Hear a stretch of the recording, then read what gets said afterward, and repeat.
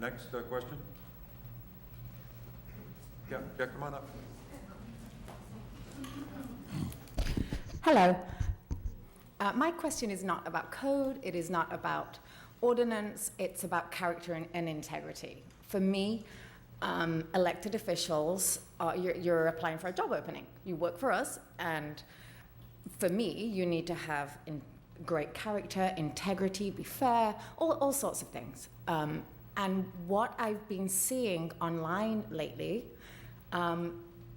doesn't, from a couple of people up here, does not have that integrity that I'm looking for in an elected official. Frankly, my 12-year-old would have his phone taken away and have a timeout for writing down some of those things. So my question is, are you all proud of everything you have online because it's there forever? And should I base my vote or take into consideration your character based upon what I read, or should I just assume that if you are elected, you will be diplomatic and friendly and work with people and be fair? I guess that's my question to all of you. Thank you. Annie, you're next up. You know what, can we keep the conversation down? It's entering the microphones. Annie? All right, Sam, thanks for the question. As those of you who monitor my social media stuff, I don't have a whole lot out there. I don't post that much. I'm trying to think now that you asked the question, what I have on. So I have to tell you, am I proud of what I have online? One thing I'm not proud of is that I'm a Chargers fan, and it was a Chargers game, and they're 0-3 right now, so I'm probably going to remove that post. But on a serious note, the issues that I announce on social media are things about what's going on in the city, events that are going on. I try to scale down my big picture national political positions and not address these issues for the most part. I deal mostly with local issues pertaining to Hermosa Beach, things pertaining to my family, and now that you posed the question, I can't think of anything that I'm not proud of. I don't think there's anything I'm going to go out there and delete. I'm going to maintain this campaign to be as positive and efficient as possible. I've had a chance to meet with all the candidates that are here and talk about the campaign, and at least some of us have made a commitment between us that we're going to keep this campaign clean and positive, and that's my plan. Thanks, Annie. Trent? Yeah, thank you for the question. I never had a Facebook account until 2015, and last year I started reaching out to members of the community. I tried to grow my online presence because I wanted to get to know people, and I'm up to about 600 community members are with me on my Facebook, and I'm really happy about that. And I have never deleted anything that I've posted online, and I'm happy with everything I've posted. Sometimes people want to challenge you and they want to get in and mix it up, and they use some inflammatory language. And I choose not to participate in inflammatory language. I choose not to do that. But I do take positions, and I have stated things that I believe in. But nothing that I post, even remotely, that I can think of would be in the I think what you're referring to as something really divisive. I try to bring people together. I've always been a person my entire life that's been able to get people to kind of play nice with each other, even if we're on a different page. Okay, I played sports my whole life. I put myself through school playing football. At my senior year, I was one of the captains of the team, and I had to get the team together on the same page. And I feel the same way about that now on Facebook. I'm trying to be a positive influence. Sure. And You can summarize. And that's where I'm at with it. Thank you. Thanks. Pete? Thank you. As far as Facebook goes, my wife says, you got to get on Facebook. I have a flip phone, so it's pretty hard to be on Facebook. and the work I do, I don't really have time. But I've been involved in this community for over 35 years, and I've met a lot of people. And what I've always felt I've been able to do is bring consensus back to a group, as we did one time on Upper Pier Avenue. We weren't going anywhere, and I said, here's what we have to do. We got agreement, and a lot of times up here on this DS, you don't get what you want, I don't get what I want. But if I can bring consensus together to where we can move the city forward, that's what I'm about.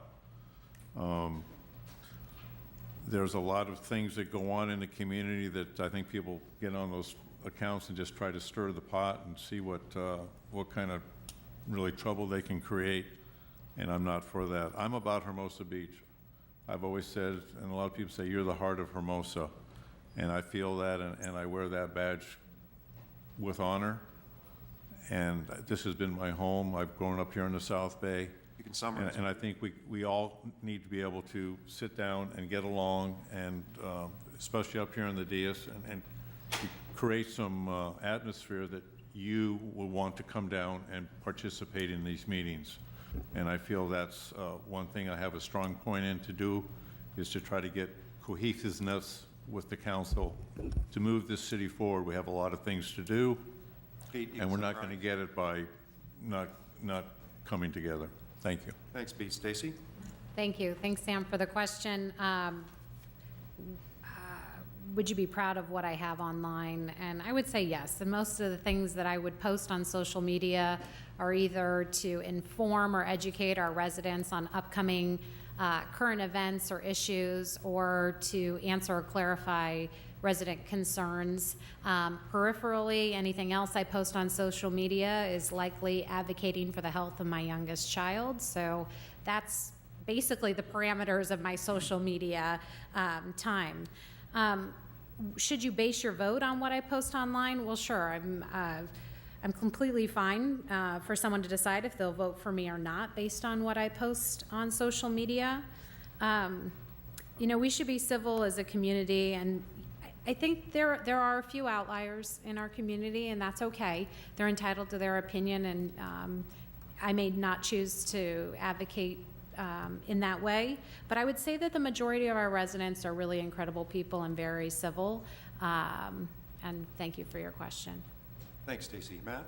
Thank you. I think it's an excellent question. I do post a lot in social media as far as some of our groups, for local groups within the community. My own personal page, I don't post a lot. I'm very respectful to the people that I post on. I think it's important that we have a free exchange of ideas. Do not approve of other people when they make personal attacks, but I think it's actually very healthy to have a strong, vigorous debate about the topics. As far as actually the personal attacks, I can go ahead and relate to this personally. Beach Reporter did an article on me about 1.5 years ago about some of the personal attacks that were made on me. Personally, I have thick skin. It doesn't really bother me, but I think when people do that, it only, as you said, it only reflects on their own personal integrity and character. Thanks, Matt. Mary? First of all, I would just like to say I would be extremely comfortable with anybody reading anything that I've posted on social media. That said, I think that, and I use it to inform, to clarify, and also to share things that I think are beautiful, funny, interesting about life. Poem, sometimes a painting, another time, etc.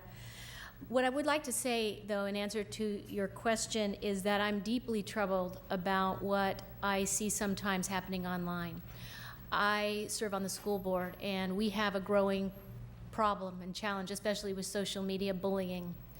And everybody's having a problem in schools everywhere. I think this is something we haven't learned how to manage well as a society. I think that maybe we have less impulse control when we're not face-to-face with people. But it's just deeply troubling and very sad to me to see adults not only attacking one another sometimes on social media, being very crass and rude, and sometimes very vicious, frankly. And I just want to put in a shout out once again, like I did at a recent documentary one of our citizens, David Keene, made about this very issue, the impact of social media. And that is just to say, remember, our children are watching us in this. Thank you. Thanks, Mary. Okay, that completes that question.